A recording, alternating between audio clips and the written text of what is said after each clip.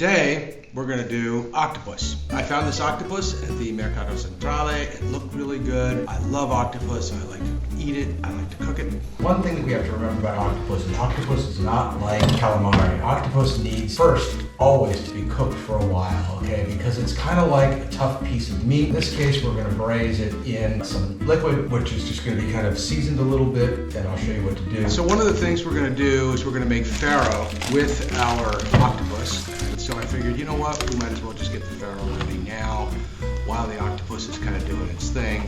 The important thing is that what we're doing is we're getting the octopus tenderized so that way we can easily eat it and it's not gonna like chewy thing that's in our mouth that's just nasty.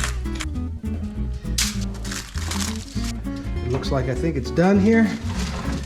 Oh yeah, look at that. That is just beautiful. We're gonna make Faro with rapini, a little guanciale, you know, throw in a couple of cipollini onions, and I'm even gonna throw in a few tomatoes just to kind of like give it that certain wow.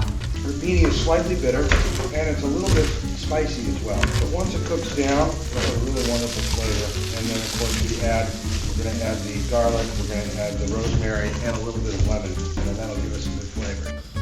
I just love cooking. It's something that I just relaxes me and I just enjoy it. Bottom line in all this is cooking is a blast.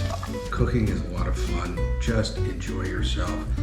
Try things. Don't be afraid to fail because you know what? That's all part of the process. Till next time, enjoy yourself. Keep trying things out. Keep having fun in the kitchen. See, look at that. You know, it's really nice when things come together, and this one really came together nicely. So was big.